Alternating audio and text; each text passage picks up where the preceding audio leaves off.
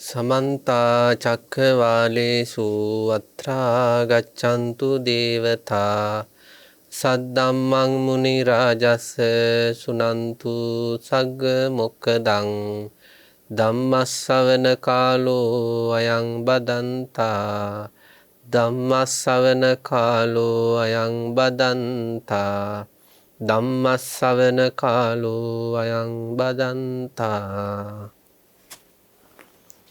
නමෝ තස්ස භගවතෝ අරහතෝ සම්මා සම්බුද්දස්ස නමෝ තස්ස භගවතෝ අරහතෝ සම්මා සම්බුද්දස්ස නමෝ තස්ස භගවතෝ අරහතෝ සම්මා සම්බුද්දස්ස කෝනුහාසෝ කිමානන්දෝ නිච්ඡන් පජ්ජලිතේ සති අන්ධකාරේන ඕනද්ධාපදීපන්න ගවෙස්සත වන්දනීය පූජනීය ලෝකවාසී මහා සංඝරත්නයන් අවසරයි ශ්‍රද්ධාවන්ත කාරුණික ගුණවන්ත පින්වත්නි භාවනා දේශනා මාලාව අපේ ජීවිත ආලෝකමත් කරන අකුසල් ප්‍රහාණයට හේතු වෙන බොහොම වටිනා කියන දහම් දේශනා මාලාවක්.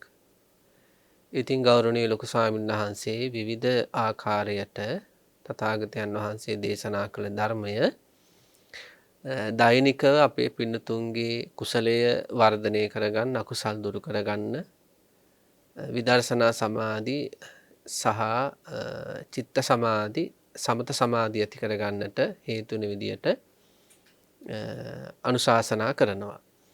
ඉතින් අද දවසේ අපිත් බලාපොරොත්තු වෙන්නේ තථාගතයන් වහන්සේ දේශනා කළ යම්කිසි ධර්ම කාරණාවක් මේ භාවනා දේශනාව තුළ අපේ වීරිය වැඩි වෙන්නට හේතු වෙන දහම් කාරණාවක් සාකච්ඡාවට දේශනා සාකච්ඡාවට ගන්න. පින්වත්නි පංචස්කන්ධ ධර්මය එහෙම නැත්නම් අපේ ජීවිතය කියන එක පිළිබඳව අපිට යම්කිසි කාලයක යම්කිසි අවස්ථාවක යම්කිසි සිද්ධියක් මුල් කරගෙන ඇතිවෙච්ච කලකිරීමක් හේතු කරගෙන තමයි අපිට මේ පංචස්කන්ධ ධර්මෙන් නිදහස් වෙන්න ඕනේ කියන අදහස් ඇති වුණේ. ජීවිතේ යම්කිසි කලකිරෙන්නට හේතු වෙන සිද්ධියක් වුණා. ඒක අවුරුදු 20 දී වෙන්න පුළුවන්, 30 දී වෙන්න පුළුවන්, 40 දී වෙන්න පුළුවන්. ඒක බණක් අහලා වෙන්න පුළුවන්. එහෙම නැත්නම් තමන්ගේ ජීවිතේම වෙච්ච යම්කිසි ව්‍යසනයක් හේතුවල වෙන්න පුළුවන්. තවත් කෙනෙක් විසින් තමන් අසරණ කරපු සිද්ධියක් හෝ සිද්ධි දාමයක් නිසා හෝ වෙන්න පුළුවන්. ඇති වුණු කලකිරීමක් මුල් කරගෙනයි අපිට මේ පංචස්කන්ධ ධර්මය දුකක් මේ දුකෙන් ගැලවෙන්න ඕනේ. ඒකෙන් ගැලවෙන්න මේ ධර්මය ජීවිතයට එකතු කරගන්න ඕනේ කියලා සිහිය නුවණ ඉපදුනේ. එදා ඉඳලා මොකද වෙන්නේ අපිට ඒ පංචස්කන්ධ ධර්මයේ තියෙන දුක්ඛ ලක්ෂණ ප්‍රකට වෙන හැම මොහොතකම ඇහෙන හැම මොහොතකම නිවන් දකින්න ඕනේ කියන සංකල්පය ඇති වෙනවා. ඒ පංචස්කන්ධයේ දුකක් කියලා දැනීමත් නිවන් දකින්න ඕනේ කියන හැඟීමත් දෙකම වැඩ කරනකොට තමයි අපි පිළිවෙතට පිළිපන්න අය බවට පත් වෙලා නිවන් දකින්න හේතු වෙන ප්‍රතිපදාව තුළ හික්මෙන්නේ. හැබැයි සමහර කාල තියෙනවා මේ ජීවිතේ දුකක් කියන සිහිය නුවණ හිතෙන් බැහැර වෙලා යනවා. යම් යම් ඇහැ පිනවන, කන පිනවන, නාසය, දිවකය පිනවන යම් යම් දේවල් කර්මානුරූපව ජීවිතේට එන සමහර කාලවල සමහර ආදරයන් හරි තමන්ගේ ජීවිතේට එන කාලවල මේ ජීවිතය දුකයි සංසාරේ දුකයි කියන සිහියෙන් නුවණින් හිත බැහැරට ගිහිල්ලා අර පිනවීම මුල් කරගත්ත රූප ශබ්ද ගන්ධ රස ස්පර්ශ ආදරය ආදියත් එක්කම හිත නැවත යෙදෙමින් වාසය කරනවා. ඒ අතරේ අපි හිතමු යම්කිසි අවස්ථාවක බණක් ඇහිලා හරි නැවත වාරයක් එහෙම නැත්නම් කල්යාණ මිත්‍රෙක් එක්ක සිදු කරන කතා බහක් නිසා හරි දහම් පුස්තකයක් කියවීම තුල හරි නැත්තම් ඒ තමන්ගේ හිත පිනවන්නට හේතුණු දේවල් හෝ හේතුණු අයගේ හේතුණු ආදරය ආදීෙහි වෙනස් වීමක් ඈත්වීමක් බිඳී යෑමක් මරණයක් හෝ හේතු කරගෙන නැවත මොකද වෙන්නේ? ඔන්න මේ ජීවිතේ මොනතරම් දුක්ඛදායකද කියලා ඔන්න පංචස්කන්ධයේ දුක ප්‍රකට වෙලා නිවන් දකින්න ඕනේ මේක හරියන්නේ නැහැ කියලා දහස් ඇති වෙනවා. මේක දෝලණය වීමක් වගේ.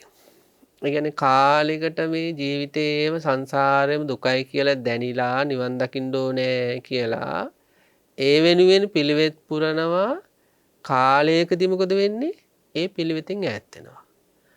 ආපහු මේ පංචස්කන්ධ ධර්මයේ දුකයි සංසාරේ දුකයි මේකෙන් නිදහස් වෙන්න ඕනේ නිවන් දකින්න ඕනේ කියලා පිළිවෙත් පුරනවා. ආපහු කාලයකදී අර ඇහැ කන නාසය ආදී පිනවන දේවල් පැත්තට ඇදලා යනවා. මේ වගේ මේ කාමයන් පැත්තටත් ඊළඟට මේ නිවන් දැකීම පැත්තටත් දෝලණය වෙවීද නැද්ද තමන්ගේ ජීවිතේ යන්නේ කියලා කල්පනා කරලා බලන්න ඕනේ. දැන් බුද්ධ කාලේ හිටපු චක්කුපාල ස්වාමීන් වහන්සේගේ ජීවිතය ගත්තට පස්සේ ඒ ජීවිතේ යම්කිසි අදිෂ්ඨානයක් ගත්තා නම් ඒ අදිෂ්ඨානය ගත්ත වෙලාව ඉඳලාම මාර්ගහිත පහළ වෙනකම්ම දෝලණය වීමක් ගැන සඳහන් වෙන්නේ නැහැ. ඒ කියන්නේ කාමයන් පැත්තට තල්ලු වෙලා ගිහිල්ලා ආපහු පිළිවෙතට තල්ලු වෙලා ආපහු කාමයන් පැත්තට තල්ලු වෙලා ආපහු පිළිවෙතට තල්ලු වෙලා එහෙම දෝලණය වීමක් ගැන සඳහනක් නැහැ. චක්කුපාල ස්වාමීන් වහන්සේගේ චරිත කතාව තුළ තියෙන්නේ උන්වහන්සේ යම්කිසි දවසක ජීවිතේ සංසාර දුක දැනිලා නිවන් දකින්න ඕනේ කියලා හැඟීමක් ඇති කරගත්තද එහෙම ඇති කරගෙන යම් පිළිවෙතකට පිළිපන්නේද ඒ පිළිවෙතේම ඉස්සරහට ගියා තමන්ගේ ඇහැ පවා නිවන වෙනුවෙන් පරිත්‍යාග කරමින්. තමන් වහන්සේගේ ඇස් දෙක නිවන වෙනුවෙන් පරිත්‍යාග කළා. මොකද ඇස් දෙකෙන් බලලා ලබන සැපයට වඩා නිර්වාණ සැපය උතුම් කියලා දැනුන නිසා. එතකොට උතුමන් වහන්සේ මේ විදියට අකණ්ඩ පිළිවෙත් මාර්ගයක ඉස්සරහට ගිහින් තියෙනවා. ඇයි? පංචස්කන්ධ ධර්මයේ දුකයි කියන සිහිය නුවණ හැම මොහොතකම ඒ හිතවල රැඳිලා තිබිලා තියෙනවා. එතකොට අපේ ජීවිතවල සමහර කාලවල පිළිවෙතින් තල්ලු වෙලා අර ඇහැ කන නාසය දිව කය මනස පිනවන පැතිකඩකට ඇදිලා යන්නේ අපේ හිත එක දිගටම මේ පංචස්කන්ධ ධර්මයේ දුකක් කියන සිහිය තුල නුවණ තුල වාසය කරන්නේ නැති නිසා. ඒ නිසා අපි මොකද කරන්න ඕනේ? මේ කාරණා තේරුම් අරගෙන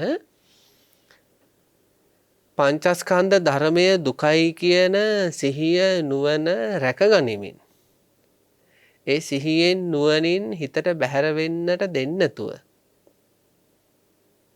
අර ඇහැ කන නාසය දිවකය මනස පිනවන වැඩපිළිවෙලට නැවත නැවත පෙර සංසාර ගමනේ වගේ අහුවෙලා මේ දුකෙන් නිදහස් වෙන අවස්ථාව මගහැර ගන්න දෙන්නේ නැතුව මේ පිළිවෙතේම ඉන්නට හේතු වෙන පංචස්කන්ධ ධර්මයේ දුක පිළිබඳ සිහිය නුවණ තුලම වාසය කරන්න ඕනේ. පින්නත් අයගේ හිතින් අහලා බලන්න තමන්ගේ ජීවිතේ මොන වගේ පිළිවෙතක්ද තියෙන්නේ, කොහොම වැඩ පිළිවෙලක්ද මේ අපි මේ දැන් කතා කරපු ටික අනුකූලව තියෙන්නේ කියලා. කාලයකට දුක දැනෙනවා, කාලයකට ආශාදයට ඇදලා යනවා. ආපහු දුක දැනෙනවා, ආපහු කාලයකට ආශාදයට ඇදලා යනවා. එහෙමද නැත්නම් මේ පිළිවෙතේම ඉස්සරහට යනවා වගේ දැනෙනවද නිවන් දකින්න ඕනේ කියන අදහසින්? යම් කිසි කෙනෙක් පින්නත්නි හිරේට වැටෙනවා. යම් කිසි වරදක් කරලා යා හිරේට වැටෙනවා. මේ හිරේට වැටුණු මිනිසයාට හැමතිස්සෙම ඒ හිරේ ඉඳගෙන යා කෑම කනව තමයි, නිදියනව තමයි, ඒ අවශ්‍ය එදිනදා ජීවිතේ පවත්වා ගැනීමට අවශ්‍ය කටයුතු වල යෙදෙනවා තමයි. නමුත් හැමතිස්සෙම මෙයාගේ අදහසක් තියෙනවා මේ හිරගේ කියන්නේ දුකක් කියලා. හිරේ වැටුණු මිනිස්සයාට හැමතිස්සෙම අදහසක් තියෙනවා සිරගත වීම, සිරගෙයි වාසය කිරීම දුකක් කියලා. ඒ දුක නිසා එයා හැමතිස්සෙම මොකද කරන්නේ? ඒකෙන් ගැලවීමක් ගැන කල්පනා කරනවා. තමන්ගේ අම්මා හරි තාත්තා හරි ආවොත් එයාම තාත්තගෙන් ඉල්ලනවා නඩුකාර අය හමු වෙන්න මේ විදිහේ උසාවියට හරි මේ වගේ ඉදිරිපත් කිරීම කරන්න ආදි වශයෙන් අම්මා තාත්තගෙන් ඉල්ලීම් කරනවා ඒ සිරගත වීමෙන් බේරලා දෙන්න කියලා. එහෙම නැත්නම් තමන්ගේ දූ දරුවෝ ඉන්නවනම් දූ දරුවන්ගෙන්, සහෝදර සහෝදරියන්ගෙන්.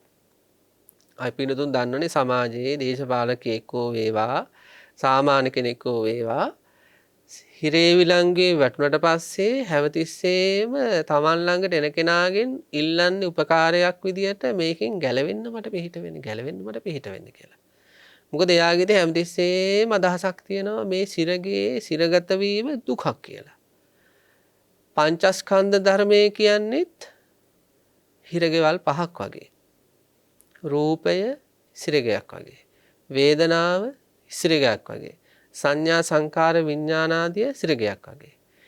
ඒ පංචස්කන්ධ ධර්මයේ කියන මේ සිරගෙවල් පහේ මොකද වෙලා තියෙන්නේ? අපි හිර වෙලා අප්‍රමාණ දුක් විඳිනවා.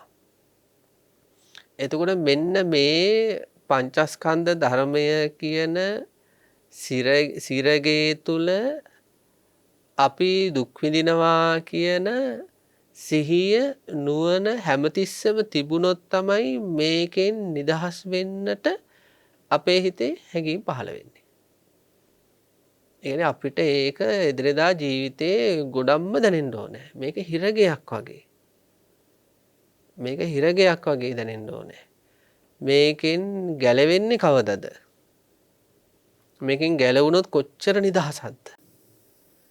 ඉතින් අන්න එහෙම සිහියක් නුවණක් තියනවා නම් හිරගයක ඉන්න මිනිස්සයාට වගේ පින්නතුන්ට දවසේම දැනෙනවා නම් මේ පංචස්කන්ධයේ සිරගත වීම කොච්චර වෙහෙසක්ද කියලා ප්‍රාණඝාතයක් නොකර සොරකමක් නොකර කාමිත්‍යාචාරයක නොයේදී මුසාබස් නොකිය පරුස වචන නොකිය ඊළඟට සමත භාවනා කර කර විදර්ශනා භාවනා කර කර මොකක් කරන්නේද මේකෙන් ගැලවෙන්නම කටයුතු කරයි. දැනෙන්න ඕනේ හැබැයි හැම මොහොතකම මේ හිරගයක් ඇතුළේ ඉන්නා වගේ වදකාගාරයක ඉන්නා වගේ දැනෙන්න ඕනේ මේ පංචස්කන්ධයත් එක්ක මේ ගෙවන ජීවිතේ. වදකාගාරයත් තුල ඉන්න කෙනාට හැමතිස්සෙම මොනවද තියෙන්නේ? වද. අපේ ජීවිතවලත් අපි කොච්චර කියනද මං දහ දුක විඳිනවා දස වදයක් මේ විඳින්නේ කියලා අපි කොච්චර කියනවද? මේ නාම රූප පරම්පරාව නිසා අපිට පුදුමාකාර වද වගේක් තියෙනවා. වද ගොඩක් තියෙනවා. ඉතින් මේකත් වදකාගාරයක් වගේ. අන්න ඒ වද ගැන අපට මෙනෙහි කර කර මේකේ දුක්ඛ ලක්ෂණය හොඳට මතු කර ගන්න පුළුවන්.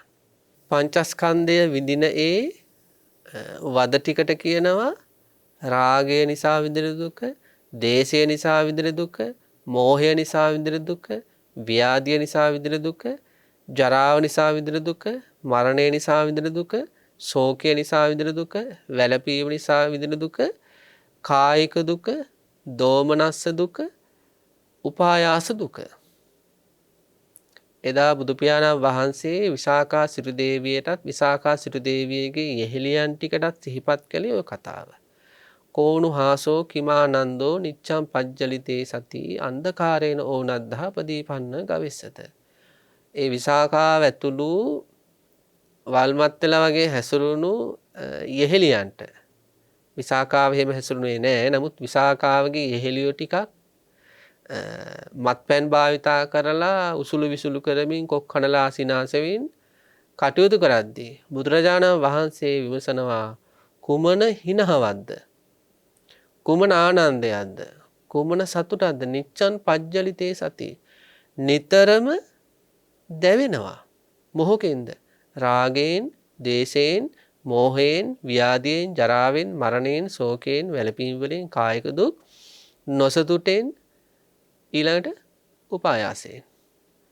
එතකොට මෙච්චර මේ නිතරම දැවෙන තැවෙන 11 ගින්නකින් තැවෙන මෙහෙම ජීවිතයක් පංචස්කන්ධයක් තියාගෙන ඔය hina වෙවි ඉන්නේ. ඔය සන්තෝෂ වෙවි ඉන්නේ. කාමයන් තුලින්. ඉතින් මේ අන්ධකාරයෙන් ගැලවෙන්න බුදුරජාණන් වහන්සේ දේශනා කරන ප්‍රඥාවගෙන ප්‍රදීපය දල්වන්න කියලා. එතකොට අපේ ජීවිතවල මේ වරින් වර යම් යම් කාමයන්ට ඇලී ගලී ගිහිල්ලා ඒ කාමයන්ගේ පිනවීම් වල ගොදුරක් වෙලා ආස්වාදයන්ට මුලා වෙලා නිවන් දකින්න තියෙන කාලය නිස්කාරණේ ගෙවන්නේ නැතුව නිරතුරුවම මේ පංචස්කන්ධ ධර්මය වදකාගාරයක් මේක සිරගයක් කියලා අදහස ඇති කරගෙන මේකෙන් ගැලවෙන්නට හේතු වෙන පිළිවෙත තුලම ඉන්නට මෙන්න මේ කාරණා ටික ගැන සිහිය නුවණ පැවැත්වීම හේතු වෙනවා. මේ 11 ගිනි ටික ගැන මේ පංචස්කන්ධ ධර්මය කියන්නේ මෙන්න මේ වගේ 11 ගින්නකින් දැවෙන, තැවෙන, පිච්චෙන සංස්කාර ගොඩක් කියලා අධ්‍යාත්මික වශයෙන්, බාහිර වශයෙන්, අතීත වශයෙන්, අනාගත වශයෙන් මෙන්න මේ විදිහට අපිට එදිනදා ජීවිතේ සිහිය නුවණ වැඩ කරන්න ඕන. ලිඳේ වැටුණු මිනිස්සයාට නැත්තම් අගාධයකට වැටුණු මිනිස්සයාට ඒ අගාධයට හෝ ලිඳට වැටීමේ දුක දැනෙන හින්දා තමයි උදව් ඉල්ල කෑ ගහන්නේ. මාව බේරගන්න. ඇයි එයාට දැනෙනව දුකක් තුල ඉන්නේ කියලා. අන්න ඒ වගේ මේ පංචස්කන්ධ ධර්මයක් අගාධයක් වගේ. මේකට වැටුණු අපට හැමතිස්සෙම ඒ අගාධයක් තුල ඉන්න බව දැනෙන්න ඕනේ. එතකොට ඒක දැනුණොත් විතරයි මේකෙන් නිදහස් වෙන්නට අපේ කැපවීම කියන එක පිළිවෙත කියන එකට අපි ප්‍රවිෂ්ඨ වෙන්නේ. ඉතින් ඒ සඳහා මොකද කරන්න ඕනේ? මෙන්න මේ 11 කින්නකින් දැවෙන ජීවිතයක් බව තේරුම් ගන්න ඕනේ. ඒ පිළිබඳ සිහිය නුවණ පවත්වන්න ඕනේ. එදිනෙදා ජීවිතේ හොඳට හිතලා බලන්න ඕනේ. ගෙවුණු මේ දවසුණත් අරගෙන බලන්න ඕනේ. මේ සිහිය මේ නුවණ වාර කීයක් මට ආවද? මේ 11 ගින්නක් තුල මේ බුදුරජාණන් වහන්සේගේ වචන යන්නේ මොන හිනාවක්ද? මොන සන්තෝෂයක්ද? 11 ගින්නකින් හාත්පසින්ම ඇවිලෙනවා. අර එක දේශනාවක තියෙන්නේ මේක හරියට ගිනි ගන්න දර කොටයක් වගේ කියලා. පංචස්කන්ධ ධර්මය. පංචස්කන්ධ ධර්මය කියන්නේ අපිට දැනෙන්න ඕනේ ගිනි ගන්න කොටයක් වගේ. දැන් බලන්න රාගය නිසා මේක ගිනි ගන්නවා. දැන් රාගය කියන්නේ තණ්හාවේම එක් ස්වභාවයක්. දැන් උදාහරණයක් විදිහට අපි හිතමු දැන් පුංචි දරුවෝ පෙර පාසල් වයසේ යන දරුවෝ ඔය ක්ලේ කියලා මැටි වගේ යම්කිසි ද්‍රව්‍යයක් පාවිච්චි කරනවා විවිධ දේවල් සකස් කරන්න. ඒකට අපි සාමාන්‍යයෙන් කියනවා ක්ලේ කියලා. එතකොට අන්න ඒ ක්ලේ ගුලියකින් පුළුවන් පුංචි බැට් එකක් හදන්න පුළුවන්. පිත්තක් හදන්න පුළුවන්. එහෙම නැත්නම් කෙනෙකුට පුළුවන් ඒකෙන් පුංචි පන්දුවක් හදන්න, බෝලයක් හදන්න. කෙනෙකුට පුළුවන් එහෙම නැත්නම් ඒකෙන් පුංචි සතෙක් හදන්න. ඒ ක්ලේ ගුලියේම එක් ආකාරයන් අපට දකින්න පුළුවන් පිත්තක් විදියට, පන්දුවක් විදියට, සතෙක් විදියට. හැබැයි මේ කුමන ආකාරයකට පෙනුනත් එතන තියෙන ක්ලේ. අන්න ඒ වගේ තමයි රාගය කියන්නේ ලෝභයේ එක් ආකාරයක්. ඒක දැන් අර ක්ලේ ගුලිය පන්දුවක් විදියට හදලා තියෙනකොට අපිට ඒක පන්දුවක් වගේ පේන්නේ. ක්ලේ තමයි, නමුත් පන්දුවක ස්වරූපයක් එතන තියෙන්නේ. ක්ලේ ගුලිය පිත්තක් විදිහට හදලා තිබ්බොත් අපිට ඒක පිත්තක ස්වරූපයෙන් පේන. අන්න ඒ වගේ මේ ලෝභය වෙලාවකට අපිව දවනවා, තවනවා, පුච්චනවා. ඒ ස්වභාවයට, ඒ දැනෙන ස්වභාවය අනුව ඒකට කියනවා රාගය කියලා. සමහර අයට ආහාර විශේෂ හිතන අධික ගිජු භාවයක්. ඒකට සමාජය තුල කියනවා പ്രേත භව කියලා, පෙරේතකම කියලා. ඒක ලෝභයේ තවත් ආකාරයක්. ඊළඟට දැන් ආදරය කියද්දී අපිට තවත් ආකාරයකට දැනෙනවා. රාගය දැනෙන්නේ එක විදියකට, ආදරය දැනෙන්නේ තව විදියකට. දැන් අම්මා ගැන තමන්ගේ හිතේ ආදරය උපදිනවනේ. ඒ අම්මා ගැන තමන්ගේ හිතේ උපදින ආදරය කියන්නේ ලෝභය. නමුත් ඒ දැනෙන දැනීම නෙවෙයි රාගය උපදිද්දී තමන්ගේ හිතේ ඇති වෙන්නේ. හැබැයි රාගය කියන්නේ ලෝභයමයි. ඒ වගේ රාගය කියන්නේ, ලෝභය කියන්නේ, පෙරේත මානසිකත්වය කියන්නේ, එහෙම සමහර අයට කියනවා. ආහාර වල ගිජු අයට තමයි ගොඩක් කියන්නේ. ඊළඟට තණ්හාව කියලා කියනවා. ඊළඟට චන්ද රාගය කියලා කියනවා. මේ හැම වචනයක්ම අපට වරින් වර ලෝභය දැනෙන විවිධ ක්‍රම හඳුන්වන්න අපි භාවිතා කරන වචන. හැබැයි ලෝභය මේ. එතකොට අන්න එහෙම අර ක්ලේ ගුලියකින් විවිධ දේවල් සකස් වෙනවා වගේ එකම ලෝභ චෛතසිකයෙන් තමයි මේ වරින් වර ලැබෙන ආරම්මන ආදියත් හේතු වෙලා මේ විවිධ විදියට රාගය වගේ දැනෙනවා, ඊළඟට ලෝභය වගේ දැනෙනවා, වෙලාවකට තණ්හාව වගේ දැනෙනවා, වෙලාවකට ගිජුකමක් විදිහට දැනෙනවා, වෙලාවකට ආදරය වගේ දැනෙනවා. මේ හැම දෙයක්ම ලෝභයේම ක්‍රියාකාරීත්වයන්. ඒ වගේ පංචස්කන්ධ ධර්මයේ රූපය, වේදනාව, සංඥාව, සංකාර, විඥාණය සසර ගමනේ නිරන්තරයෙන්ම ගිනි තියෙන ධර්මයක් තමයි ඒ ලෝභයේම එක් ආකාරයක් වුණ රාගය. එතකොට අන්නේ පංචස්කන්ධ ධර්මය මෙන්න මේ රාග ගින්නෙන් මොනතරම් දුකටපත් වෙනවාද කියලා අපට සිහියක් නුවණක් තියෙන්න ඕනේ. මේ කාලය තුල තමන්ගේ හිතේ අසුබය වඩලා හරි නැත්නම් දහම් මනසිකාර පවත්තලා හරි භාවනා කරලා හරි මේ කාලේ තමන්ගේ හිතේ රාගය සංසිඳිලා තිබුණට බාහිර සමාජයේ තුල යම් යම් රාගය නිසා සිදු වූ ව්‍යසන ඇහෙනකොට මේ අයගේ හිතවල ඇතුළු මේ රාගය නිසා මේ වගේ ව්‍යසන කරගෙන දැන් මේ ලෝකෙට මුහුණ දෙන්න බැරුව මොනතරම් දුක් විඳිනවද කියලා Tamanට අහන්න ලැබෙනකොට තමන්ගේ හිතේ නම් මේ කාලේ භාවනාවෙන් හරි බණ අහලා හරි රාගය සංසිඳවගෙන තියෙන්නේ. කියන්නේ පාලනය කරගෙන. Tamanට අදහසක් එන්න ඕනේ මම සමුච්ඡේද වශයෙන් මේ රාගය ප්‍රහාණය කළා නෑ. මේ භාවනාවේ තියෙන අනුභවය නිසා తాවකාලිකව මේක විස්කම්බන හෝ තදංග වශයෙන්ම යටපත් කරගෙන ඉන්නවා. නමුත් අද මට ඇහෙනවා මෙන්න මෙයාලා මේ අය මේ විදිහට මේ රාගාදී කෙලෙස් නිසා පිස්සු වැටිලා වගේ කරපුව කියපුව නිසා මේ වගේ ලැජ්ජාට නින්දාට පත්වලා ඉන්නවා. මේ වෙලාවේ මගේ හිතේ රාග ගින්න යටපත් වෙලා තිබුණත් දවසක මටත් මෙහෙමම වෙන්න පුළුවන්. අන්න ඒක තමයි වැඩේ. අද මේ සමාජයේ තුල රාගය කියන ගින්න ඇවිස්සලා වල්මත් වෙලා කටයුතු කරන අය සසර ජීවිතේ අපි වගේම හොඳට භාවනා කර රාගේ යටපත් කරපු අය වෙන්න පුළුවන්. අර අනිත්‍ය ගන්ධ කුමාරයා උප්පත්තියෙන්ම ස්ත්‍රීන් ප්‍රතික්ෂේප කරනවා. මොකද පෙර ජීවිතවල ස්ත්‍රිය පිළිබඳව කලකිරෙන විදියට ස්ත්‍රිය ගැන රාගේ දුර වෙන විදියට මානසිකාර පැවැත්වීම හේතු වෙලා. ඉපදුණු ගමම්ම අනිත්‍ය ගන්ධ කුමාරයා විදියට මොකද කළේ? ස්ත්‍රීන්ගේ يعني අම්මගෙන් කිරි බොන්නේ. يعني ස්ත්‍රී ස්පර්ශ කරන්නවත් කැමති නැහැ. හැබැයි කාලය ගෑවෑමෙන් මොකද උනේ? ඒ කුමාරයාට නගරේන සියලුම ස්ත්‍රීන් අවශ්‍ය වුණා. එතකොට ඒක බලවත් රාගයක්. අන්න ඒ වගේ මේ රාග ගින්න කියන එක ප්‍රහාණය වෙන්නේ අනාගාමි මාර්ග හිතෙන්. කාම රාගේ ප්‍රහාණය වෙන්නේ අනාගාමි මාර්ග හිතෙන්.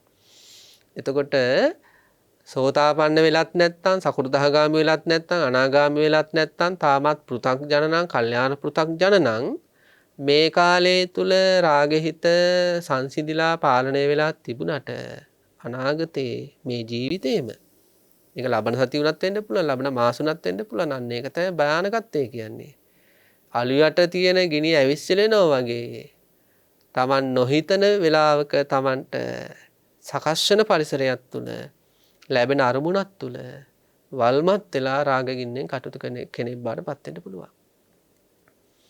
එතකොට අන්නේ භයානක බව අපේ හිතේ හැමතිස්සෙම තියෙන්න ඕනේ. මේ පංචස්කන්ධ ධර්මය සසර ජීවිතයේදී මේ රාග ගින්නෙන් වරින් වර පිච්චෙනවා. සමහර අය දවසෙම මේකෙන් පිච්චි ඉන්නේ.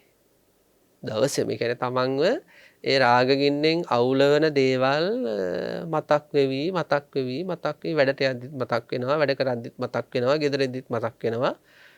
ඉතින් එහෙම දවසේම රාග ගින්නෙන් පිච්චෙන මේ ලෝකේ ඕන තරම් ඉන්නවා. ඉතින් ඒක තමයි මේ පංචස්කන්ධයේ තියෙන ප්‍රධානම ගින්න. 11 ගින්නේ පළවෙනි ගින්න විදිහට විස්තර කර දෙන රාග ගින්න. තිරිසන් ලෝකයකට එහෙ වැටුනොත් ඒ අයගේ ජීවිතවල ඒ රාග ගිනි නෙවෙයි රාග ලැබු ගිනි වගේ. ඉතින් ඒ වගේ මේ සසර ජීවිතේ පුරාට දැන් പ്രേත ලෝකවලත් പ്രേතයන්ටත් රාග ගින්න තියෙනවා. ඕනෝන්ට ප්‍රතිවිරුද්ධ ඒකට දැන් പ്രേතෙක් කියලා කියන්නේ පින්නත්නි කටු විතරයි ශරීරේ තියෙන්නේ. මස් නැහැ. හැම කටු වලට මැලිලා හරීම දුගඳයි. බොහෝ പ്രേත කොට්ටාස හරීම දුගඳයි. ඊළඟට සමහර പ്രേතයන්ගේ ශරීරවල කටවල වලින් පණුව ගහලා එතකොට එහෙම අප්‍රසන්න ප්‍රේතයන් ගැන ප්‍රේතියන්ට රාගය උපදිනවා. එහෙම අප්‍රසන්න ප්‍රේතියන් ගැන ප්‍රේතයන්ට රාගය උපදිනවා. දැන් සාමාන්‍යයෙන් අපි හිතමු දැන් ගොළු බෙල්ලෙක් කියන සතෙක් ගමු. ගොළු බෙල්ලා කියන සතා ගත්තට පස්සේ දැන් අපේ පිළිතුන් කැමතිද ගොළු බෙල්ලෙක් අල්ලන් ඉන්න. අපිට ගොළු බෙල්ල ගැන එහෙම ආදරයක්, තණ්හාවක්, රාගයක් උපදින්නේ නැහැනේ. හැබැයි ගොළු බෙල්ලෙක් වුණොත් එහෙම මේ සංසාර ජීවිතෙන් එතර වෙන්න බැරුව ගොළු බෙල්ලි ආත්ම භාවයක් ලැබුණොත් ඒ ගොළු බෙලි ආත්ම භාවය තුළ ප්‍රතිවිරුද්ධ ගොළු බෙලි ආත්ම භාවය ගැන මොකක්ද ඇති වෙන්නේ? ප්‍රබල රාගයක්. මේ ජීවිතේ නම් ගොළු බෙල්ලෙක් දැක්කත් අහක බැලෙනවා, ඇඳුමකවත් ගෑවෙන්න දෙන්නේ නැහැ. හැබැයි මේ පංචස්කන්ධ ධර්මයෙන් රාගය බැහැර කරගන්න බැරි වුණොත් සමුච්ඡේද වශයෙන් තදංග විස්කම්බන වශයෙන් යටපත් කළා කියලා අපට සෑහීමටපත් වෙන්න බෑ. මොකද ඒක ආපු ඇවිස්සලෙන්න පුළුවන් නිසා. සමුච්ඡේද වශයෙන්ම අනාගාමී මාර්ගයෙන් මේක දුරු කරගන්න බැරි වුණොත්, අඩුම ගන්න සෝතාපන්නවත් වෙන්න බැරි වුණොත් මොකද වෙන්නේ? අර වගේ ගොළු බෙලිය ආත්ම භාව වලට තල්ලු වෙලා ගිහිල්ලා ඒ ගොළු බෙලිය ආත්ම භාව වලටම රාගයෙන් බැඳි බැඳි ඉන්න ජීවිතයක් ලැබෙන්න පුළුවන්. අන්න ඒක තමයි පුදුම කියන්නේ. දෙවියන්ට ඒ ප්‍රතිවිරුද්ධ දිව්‍යාංගනාව ගැන හරි මනුස්සයන්ට ප්‍රතිවිරුද්ධ අය ගැන හරි රාගය ගත්තට අපි හිතමු හට ගැනීම කමන්නේ යම් කිසි පිරිසුදුකමක් හරි තියෙනවා කියලා මේ ලෝක සත්‍යයන්ගේ. නමුත් රාගය තාම පිළිකුල් සහගත ජීවිත ගැන රාගය හට ගන්නවා කියන්නේ. ඉතින් එහෙම තමයි රාගය. ඒ රාගයේ ස්වභාවය. ඉතින් ඒක ඉතින් අර ලැබුගින්නක් වගේ පංචස්කන්ධය අවුල ඉස්සරහට යනවා. ඉතින් එහෙම ගින්නකට පනින්නද මේ අපි යන්න හදන්නේ. පිළිවෙත බරට අරගෙන පිළිවෙතට බැහැලා අපේ අතීතයේ නිවන් දැක බුදුමන් වහන්සේලා වගේ කටයුතු කරන්නේ නැතුව මේ ජීවිතේ කාමයන්ට මුලා වෙලා දන් ටිකක් දීගෙන සිල් ටිකක් රැකගෙන උඩින් ගිහිල්ලා ආපහු සසර ජීවිතේ රාගය අනුභව කරන ස්කන්ධ ලැබෙන ගමනකටද මේ යන්න හදන්නේ කියලා අපි හැමතිස්සෙම හිත මොකද කරන්න ඕන? ඒ භයානක ව්‍යසනයන්ට ගොදුරක් වෙන්න කලින් සසරෙන් පැනගන්න පිළිවෙතට නැඹුරු වෙන්න ඕනේ. ඉතින් ඒ විදිහට මේ රාගගින්නේ තියෙන භයානකම ගැන බාහිර සමාජයේ අත්දකිද්දි හරි සිහි උපදව ගන්න ඕනේ. දැන් බුදුරජාණන් වහන්සේ දේශනා කරන දැන් ඔන්නේ යම්කිසි පුද්ගලයෙක් ගමනක් යනකොට දකිනවා වැරහැලි ඇඳගත් කුෂ්ඨ හැදුණු කබලක් අතර අරගෙන දෙකට විතර නැමිලා කුදු වෙලා යදින යාචකයෙක්. එයා දකින්නකොට බුදුරජාණන් වහන්සේ දේශනා කරනවා සිහිය නුවණ පුදවා ගන්න කියනවා. අනේ මම සසර ජීවිතේ කොච්චර මෙහෙම යන්නේ නැද්ද? මේ විදියට යාචකයෙක් විදියට සසර ගමනේ මං කොච්චර යන්නේ නැද්ද? ඒ වගේම හිතන්න කියනවා මම නිවන්න දැක්කොත් සංසාරේ ඉදිරි භවවලදී මං කොච්චර මෙහෙම ගයක් ගන්න යන කෙනෙක් බඩපත් වේද? ඒ යාචකයෙක් දැක්කත් සිහි උපදව ගන්න කියනවා සංසාර ගමනේ විදියත් ඊළඟට සසර ගමනේ ගියොත් මෙහෙම ආත්ම භාව කීයකට මට මුණ දෙන්න සිදු වේද කියලා. ඉතින් ඒ නිසා පංචස්කන්ධ ධර්මයේ දුක්ඛ ලක්ෂණ පිළිබඳ සිහිය නුවණ පවත්වා ගන්න පළවෙනි කාරණා තමයි 11 ගින්න තුල රාග ගින්න පංචස්කන්ධයට කරන දෘඪ බලපෑම ගැන කල්පනා කරන්න ඕනේ. ඒ ගැන හිත වීර්ය වඩන්න ඕනේ. ඊළඟට තියෙනවා දේශගින්න. දේශගින්න කියන්නේ දේශ කියන්නේ නපුරුකම හිතේ තියෙන. නපුරු සිතුවිලි. ඉතින් අන්නේ දේශ ගින්න හටගත්තට පස්සේ يعني සමහර අයට දේශය හටගන්නේ ටිකෙන් ටික. එහෙම ඉන්න සමාජයේ කොට්ටාස දෙකක් ඉන්නවා. සමහර අයට දේශය හටගන්නේ ටිකෙන් ටික. සමහර අයට අර මයින්හම මේ පැත්තෙන් අදිද්දි අනිත් පැත්තේ කම්මලේ ගින්න එනවා වගේ ඒ අදාළ අකමැති දේ වෙනකොට හොස් ගාලා ගින්න හට ගන්නවා දේශගින්න. එයාලා කියනවා මට ඉතින් يعني මට ඇතින ෂණික කෝපය කියලා. එයාලා එහෙම තමයි. ෂණිකව ඇති වෙනව තරහ කියලා. ඒ ෂණිකව ඇති වෙන කෝපයට ඒ ෂණිකව ඇති වෙන කාලය තුල මහ විනාශයක් වෙන්න පුළුවන්. සමහර අයට ටිකෙන් ටිකනේ කියන්නේ ඉවසි ඉඳලා තමයි පුපුරලා යන්නේ. එයාලට ඉවසි ඉන්න අතරේ බණක් ඇහිලා හරි, කල්යාණ මිත්‍රයෙක් හමු වෙලා හරි, එහෙම යෝනිසෝ මනසිකාරයක් ඉපදෙලා හරි ඒක දුරු වෙන්න පුළුවන්. සමහර අයට ශනික කෝපය ඇතිවීම තුළ හරි භයානකයි. ඒ කියන්නේ අකමැති දේ වෙනකොටම සමහර අයට කේන්ති යන්නේ. ඒක අර කම්මලේ මයින්හම අදිනකොට අනිත් පැත්තේ ගින්දර එනවා වගේ. විදුලියක් ගැහුවා වගේ කේන්ති එනවා. ඒ විදුලියක් ගැහුවා වගේ ඇති වෙන කේන්ති කාලය තුල අතේ තියෙන දේ පොළවේ ගහන්න පුළුවන්. අතේ තියෙන පිහියකින් කෙනෙකුට අනින්න පුළුවන්. අතේ තියෙන භාණ්ඩයකින් කෙනෙකුට ගහන්න පුළුවන්. නැත්නම් කෙනෙකුට අතින් පහර දෙන්න පුළුවන්. කකුලෙන් පහර දෙන්න පුළුවන්. හැබැයි ඒ එක්ක මේක සංසිඳලත් යනවා. හැබැයි එතකොට වෙන්න ඕන දේ වෙලා ඉවරයි. මොකද සමාජයේ සමහර අය කියන මට මේ ඇති වෙන්නේ මේ ෂණික කෝපය. ඒ වෙලේ ඇති වුණා ඒ වෙලේ නැති වුණා. හැබැයි ඒ වෙලේ ඇති වෙලා නැති වෙලා යන අතරේ මහ විනාශයක් වෙන්න පුළුවන්. එහෙම ෂණික කෝපය තුල අර ඉන්දියාවේ මේ ජංගම දුරකථන භාවිතාව තුල එක තරුණ දරුවෙක් ජංගම දුරකථන ඒ කියන්නේ ඉගෙන ගන්න වයසේ වැඩිමහල් දරුවෙක් ජංගම දුරකථනය නිතරම පාවිච්චි කරලා තියෙනවා. ඉතින් තාත්තා මොකද කරලා තියෙන්නේ දරුවගේ යහපත ගැන හිත හැමතිස්සෙම මේකට බාධා කරලා තියෙනවා. ඒ කියන්නේ තින් ඔය විවිධ ඔය සමාජ ජාල ආදී ඇසුරු කර කාලය ගත කරනවා, නිදි මරනවා. ඉතින් තාත්තා මේකට විරුද්ධව පොතපතේ වැඩ කරන්නේ නැති එකට පියතුමා පොලිසිය කෙනෙක්. පොලිස් නිලධාරියෙක්, ඉන්දියානු පොලිස් නිලධාරියෙක්. අර ඉගෙන ගන්න වැඩිමහල් වයසේ ඉන්න දරුවට අවවාද දෙනවා වරින් වර. ඉතින් අර දරුවා මොකද කළේ කාලයක් ඉදින් තාත්තත් එක්ක එකට කිය මගේ නිදහසට බාධා කරන්න එපා මට මගේ පාඩුවේ ඉන්න දෙන්න මම මගේ අනාගතය හදාගන්න හැටි මම දන්නවා ආදි වශයෙන් ඔහොම හිත එක වචන කීක හිටියා. හැබැයි එක දවසක් මොකද උනේ? පියතුමා එක දවසක් මෙයා ජංගම දුරකථනය භාවිතා කර ඉන්න වෙලාවේ වැඩ ඇරිලා ඇවිල්ලා බනිනකොටම මෙයාට ඇතුණ දේශයට මොකද කළේ ෆෝන් එක පැත්තකට විසිකලා මන්නේ තිබ්බ ළඟ ගැහුව තාත්තට. ඉතින් තාත්තා එතනම මේ මරණයටපත් වුණා. ආනන්තරීය පාප කර්මය. ඉතින් අන්න ඒ වගේ මේ සමහර අයට ටිකෙන් ටික වර්ධනය වෙච්ච දේශය පුපුරලා යනවා. සමහර අයට ඒ මොහොතේ සිදුවෙන සිද්ධිවලට ෂණිකව විදුලියක් වගේ කේන්තිය ඇති වෙලා නැති වෙලා යන. හැබැයි ඇති වෙලා නැති වෙලා යන වෙලාවේ මහ විනාශයක් සිදු වෙන්න පුළුවන්. සිදු වෙනවා සමහර අයට. ඉතින් ඔය දෙකම භයානකයි. ඒකත් මේ පංචස්කන්ධ ධර්මයේ තවන ගින්නක්. බාහිර සමාජය තුළ එවැනි ව්‍යසන හට ගනිද්දී එවැනි ව්‍යසන දකිද්දී අපේ හිතට එන්න ඕන අදහසක් මමත් දේශය ප්‍රහාණය කළ නැති කෙනෙක් නිසා යම් කිසි විදියකින් මට තරහ යන පරිසරයන් එක දිගට හැදුනොත් මෙවැනි තත්යකට පත් වෙන්න බැරි කමක් නැහැ.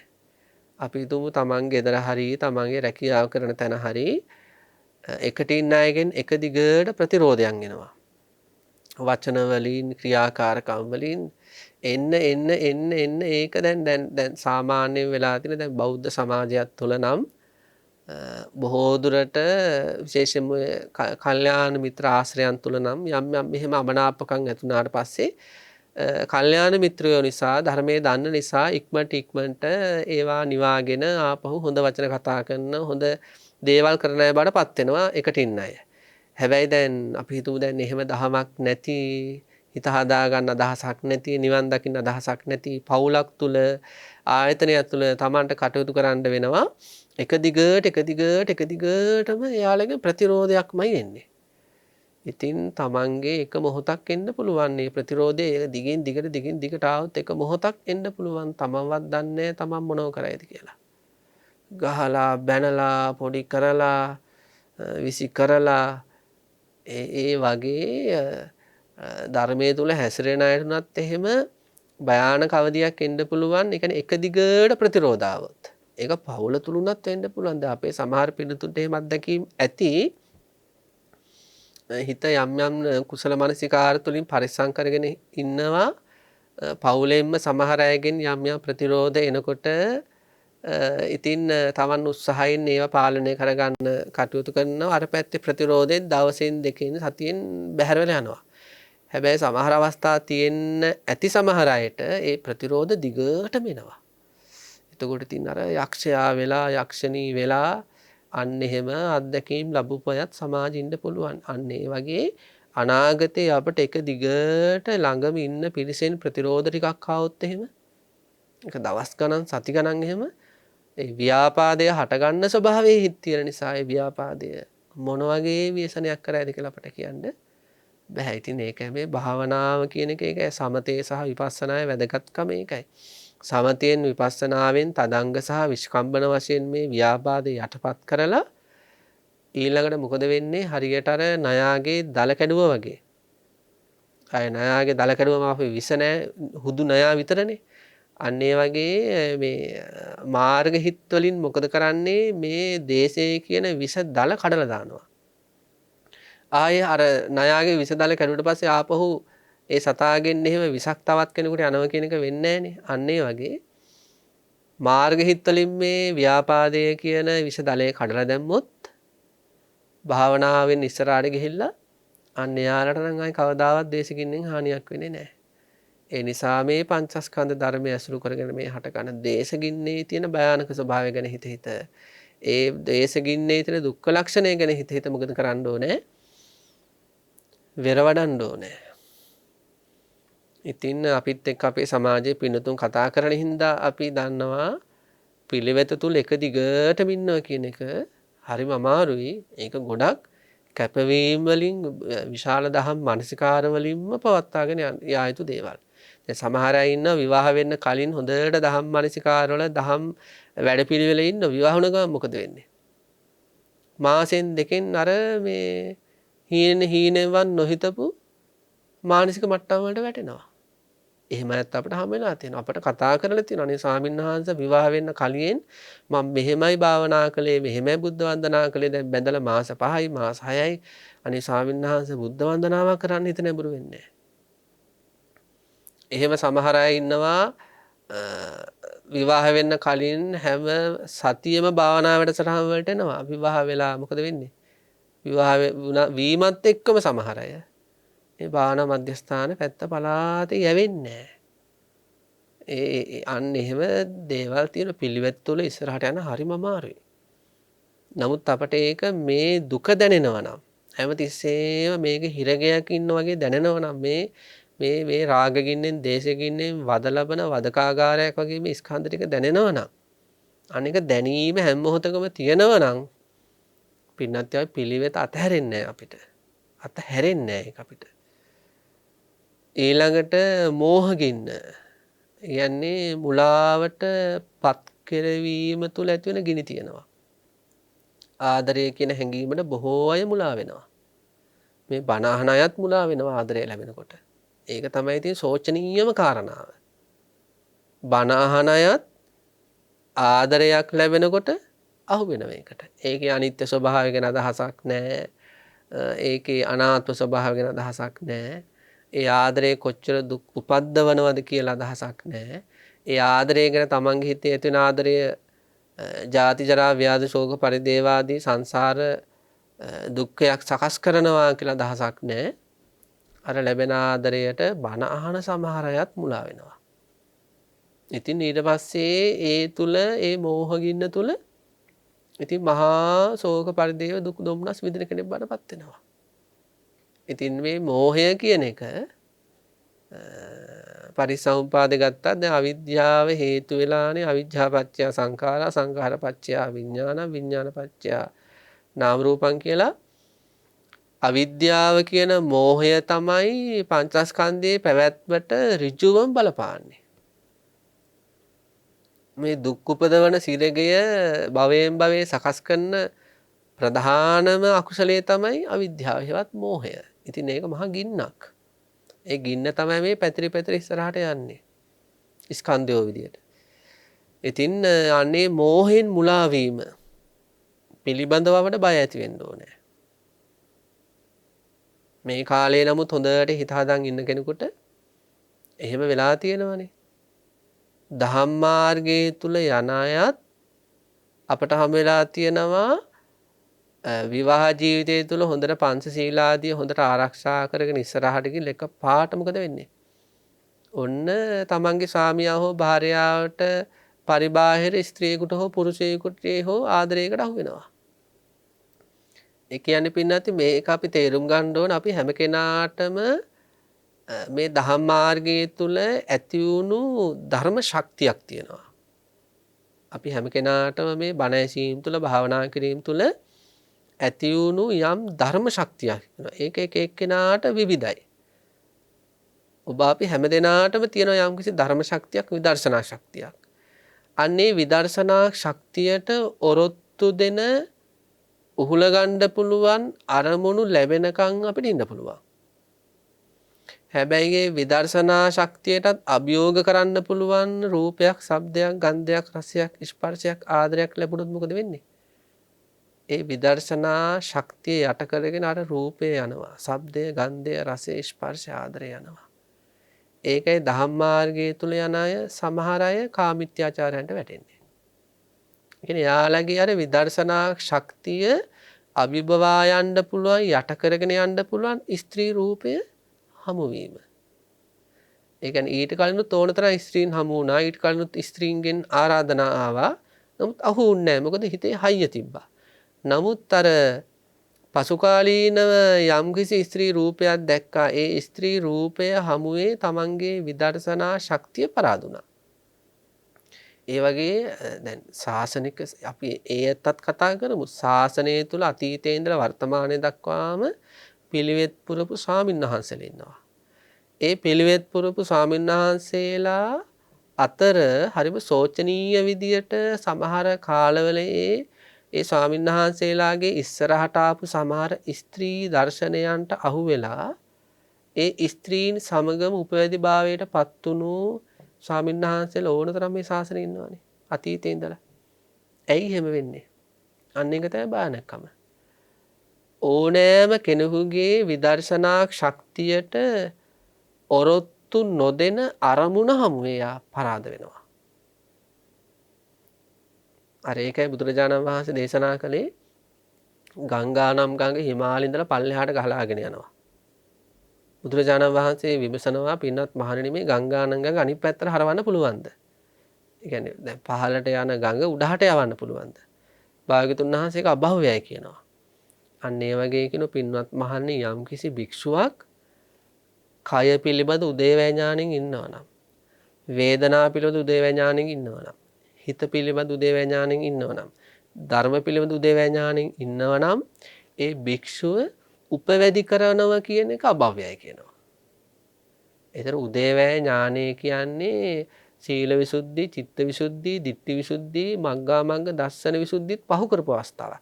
කාංක්ෂාතරණ විසුද්ධිත් පහු කරපු අවස්ථාවක් තමයි උදේවැය ඥානය කියන්නේ. එතකොට ඒ වගේ මානසික මට්ටමකට ආපු භික්ෂුන් වහන්සේ නමක් නම් කවර ස්ත්‍රී ආරම්මණයකටවත් ඉතින් අහු වෙන්නේ නැහැ. හැබැයි ඒ තත්ත්වයේ ඉන්න භික්ෂුවක් උපවැදි කරනවා කියන එක ගංගා නම් ගඟ අනිත් පැත්තට හිමාලයට යවනවා වගේ වැඩක්. ඒක වෙන්නේ නැති දෙයක්. හැබැයි අතීතයේ ඉඳලා මේ මොහොත දක්වා ඒ වගේ ගැඹුරු විදර්ශනා නැතුව යම් විදර්ශනා ශක්තියකින් ඉස්සරහට ආපු සමහර අපේ අතීත උතුමන් වහන්සේලා ඒ තමන්ගේ විදර්ශනා ශක්තිය අභිබවා යන ස්ත්‍රී අරමුණු හමුවේ පරාජිත වෙලා උපවැදි භාවයට පත් වෙලා තියෙනවා. ඉතින් අපි ඇත්ත කතා කරමු. මොකද ඒ ව්‍යසන නැවත මේ ශාසනය සිදු නොවිය යුතු නිසා. ඒ වගේ ගිහි ජීවිතය ගත කරද්දී බොහෝම දයාවෙන් කරුණාවෙන් ස්වාමියා භාර්යාව දරුවොත් එක්ක ඉන්න බණහන දන් දෙන සිල් රකින්න සමහර උපාසක උපාසිකාවන්ගේ ධර්ම ශක්තියට ඔරොත්තු නොදෙන ස්ත්‍රීන් පුරුෂයන් හමුවේ එයාලගේ ආදරයන් හමුවේ මොකද උනේ කාමිත්‍යාචාරාදී පවා සිද්ධ වුණා. ඒකට කරන්න තියෙන එකම දේ තමයි විදර්ශනා බලවත් කරගන්න ඕන. විදර්ශනා බලවත් කරන අඩුම ගානේ උදේවැය ඥාන මට්ටමටවත් ගත්තොත් අපේ හිත අපිට ඕන ආරම්භණයක් හමු වෙන්න පුළුවන් ගහක් ගලක් වගේ. ඔය උදේවැය ඥාන තත්ත්වයන්ටපත් උන අයට කියන්නේ චුල්ලසෝතාපන්න කියලා. චුල්ලසෝතාපන්න කියන්නේ ඒ කියන්නේ සමුච්ඡේද වශයෙන් සක්කාය දිට්ඨිය ප්‍රහාණය වෙලා නැහැ. තදංග වශයෙන් සක්කාය දිට්ඨිය ප්‍රහාණයි. එයාට චුල්ලසෝතාපන්න කියන්නේ ඒ මානසිකත්වයේ තුල මරුණොත් කීයනවා සතර පායට වැටෙන්නේ නැහැ. ඒ නිසා කියන චුල්ලසෝතාපන්න කියලා. ඉතින් අන්න ඒ වගේ විදර්ශනා ශක්තිය ඉහළ මට්ටමක නැති වුණොත් අද හොඳට බණ අද හොඳට පිළිවෙත් පුරන අපේ පින්වත් උපාසක මහත්තයෙක් උපාසිකාවක් තමන්ගේ විදර්ශනා ශක්තියට ඔරොත්තු දෙන්න බැරි ස්ත්‍රී අරමුණක් පුරුෂ අරමුණක් හමුවේ වරදේ වුණත් බැඳෙන්න පුළුවන් මෝහෙන් මත් වෙලා. ඉතින් මේවා අපි සිහිපත් කරන්නේ මේ හිතත් එක්ක වැඩ කටයුතු කරද්දී අපි මේ ලෝකේ දැන් තියෙනනේ සමහර අයත් එක්ක අපි කටයුතු කරද්දී අපි කරන හරි බයයි භයානකයි එයාලත් එක්ක වැඩ කරන්න කියලා. ඊට වඩා භයානකයි හිතත් එක්ක වැඩ කරද්දී. මේක රාගෙ හිත හට ගන්න නම්, දේශෙ හිත හට ගන්න නම්, මෝහය හට ගන්නව නම් ඒ රාග දේශ මෝහාදී කෙලෙස් උපදින ස්වභාවයේ හිත කියන්නේ తాවකාලික යටපත් කරගෙන හිටියත් මේක සමුච්ඡේද වශයෙන් ප්‍රහාණය කරපු නැති හිතක් කියන්නේ හරිම භයානකයි. කොයි වෙලේ ගැස්සිලා හිටන්නේ. ඒ නිසා හැම තිස්සෙම මේ භයානකකම දැක දැක මොකද කරන්න ඕන? සමුච්ඡේද වශයෙන්ම පංචස්කන්ධ ඇසුරු කරගෙන උපදින කෙලෙස් ප්‍රහාණයට හොඳට වීර්ය වඩන්න ඕන. ඉතින් මේ වගේ රාග ගින්නේ ආදීනවය, දේශ ගින්නේ ආදීනවය, ඊළඟට මේ මුලාවටපත් වීම ඒක ඊළඟට මෝහ ගින්න, ඊළඟට ජරාවටපත් වීම කියන එක ජරා ගින්න. ඒකක් ගින්නක්. ඒ කියන්නේ ඒක දුකක්.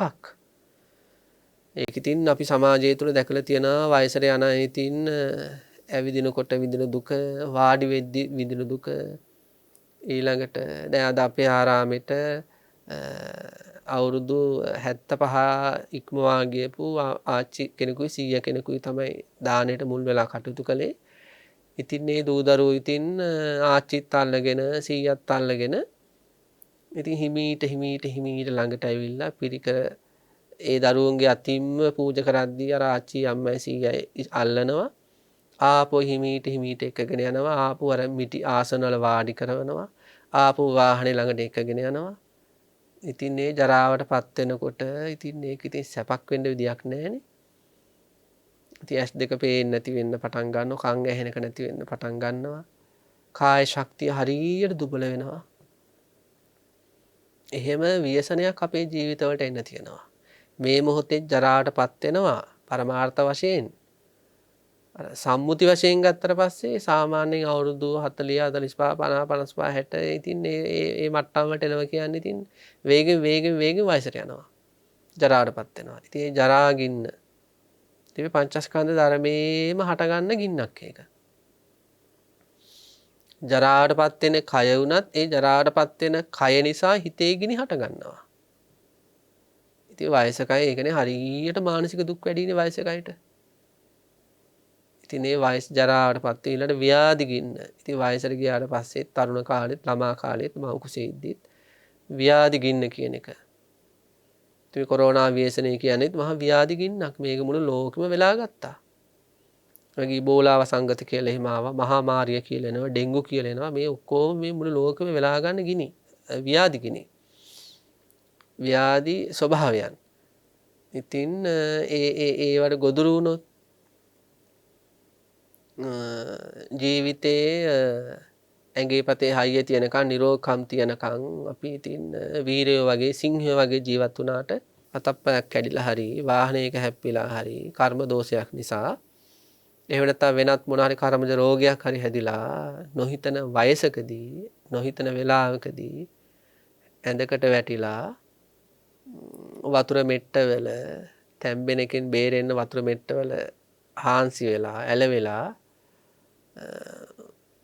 මල මුත්‍ර වලට බට ගහලා අර පැත්තට පෙරලෙන්නත් බැලුව මේ පැත්තට පෙරලෙන්නත් බැලුව දවස් ගණන් සති ගණන් මාස ගණන් ඉන්න ජීවිතයක් එහෙම නොලැබේ කියලා අපට කියන්න බෑ. ඉතින් නිවන් දැක්කේ නැත්තම් මේ දුක් දැකලා සසර ජීවිතේ අපිට ඕන තරම් කොහොම දුක් වෙන්න තියෙනවා. නිවන් දැක්කේ නැත්තම් ඉස්සරහට අන්ධ වෙලා උපදින්න බොහෝ ආත්ම භාවයන් තියෙනවා. වාර තියෙනවා. නිවන් දැක්කේ නැත්නම් ගොළු බිහිරි වෙලා ඉපදුණු දවසේ ඉඳලා මැරෙනකම්ම ගොළුවන් විදියට බිහිරම් විදියට ඉන්න ඕන තරම් ආත්ම භාවයන් ඉස්සරහට එනවා. නිවන් දැක්කේ නැත්නම් ගමක් ගානේ පාරක් ගානේ අර ධන ගාගෙන වගේ ඇවිද ගන්න බැරුව මිල මුදල් ඉල්ල හිඟමනේ යන්න වෙන වාර ගන්න බොහෝමයක් එනවා ඉස්සරහට. නිවන් දැක්කේ නැත්නම් එහෙම සංසාර ගමනේ එන්න තියෙනවා.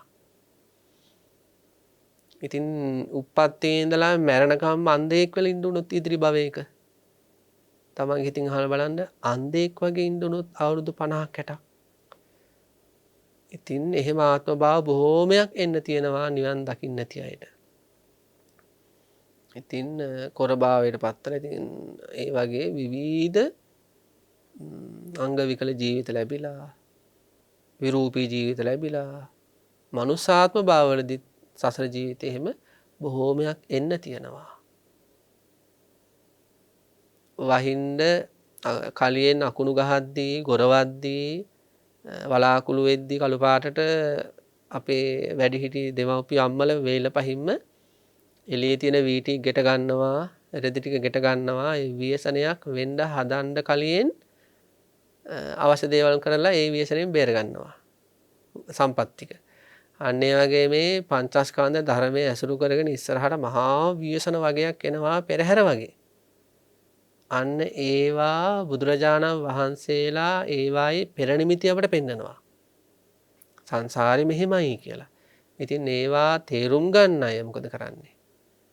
ඉක්මනට මේ පංචස්කන්ධ ධර්මයෙන් ගැලවෙන්නට අවශ්‍ය පිළිවෙත පුරලා ඒ ව්‍යසනයන්ට ගොදුරක් නොවි නිවන් දකිනවා. ඉතින් ඒ නිසා මේ රාග ගින්න, දේශ ගින්න, මෝහ ගින්න, ව්‍යාධි ගින්න, ජරා ගින්න, මරණ ගින්න, ශෝක ගින්න, ඊළඟට පරිදේව කියන්නේ වැළපීම කියන එක, වැළපීමේ ගින්න, කායික දුක, දෝමනස්සේ කියන නොසතුට සහ උපායාස කියන මෙන්න මේ ගිනිගෙන හැම මොහොතකම මෙනෙහි කර කර හැම මොහොතකම පංචස්කන්ධ ධර්මයේ තියෙන මේ මොකක් හරි එකක් අරගෙන කල්පනා කරන්න ඕන. නැතුව අපිට මේ සිහිය නුවණ පවත්වන්න බෑ. හිරගේ ඉන්න මිනිස්සුන්ට වගේ හැමතිස්සෙම හිරගෙයින් ගැලවෙන අදහස් එනවා වගේ මේ පංචස්කන්ධ ධර්මයේ හිරගයක් වගේ දැනෙන්නේ මේ ටික කල්පනා කරද්දී. එතකොටයි මේකෙන් ගැලවෙන අදහස් එන්නේ. එතකොටයි ඒ ගැලවෙන්නට අවශ්‍ය පිළිවෙතේ දෙන්නේ. ඒ නිසා අපේ පිළිවෙතේ උදාසීනකම් තියෙනවා නම් අන්න මේවා තමයි හේතු. භාවනා කරන්න හිතෙන්නේ නැත්නම්, සිල් රකින්න හිතෙන්නේ නැත්නම්, දන් දෙන්න හිතෙන්නේ නැත්නම්, බණ අහන්න හිතෙන්නේ නැත්නම්, පිළිවෙත කරන්න හිතෙන්නේ නැත්නම් මෙන්න හේතු ටික. මේ පංචස්කන්ධ ගිනි ටික දැනිලා නැහැ තාම හරියට.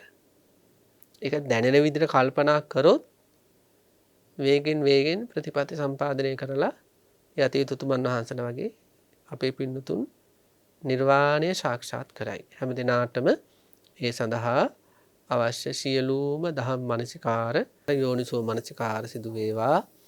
මේ පංචස්කන්ධ ධර්මයේ කියන සිරගෙහි තියෙන වේදනාකාරී ස්වභාවය නැවත වැටහෙවා, පිළිවෙත් පිරේවා, නිවන් දකීවා කියලා අපි ප්‍රාර්ථනා කරනවා.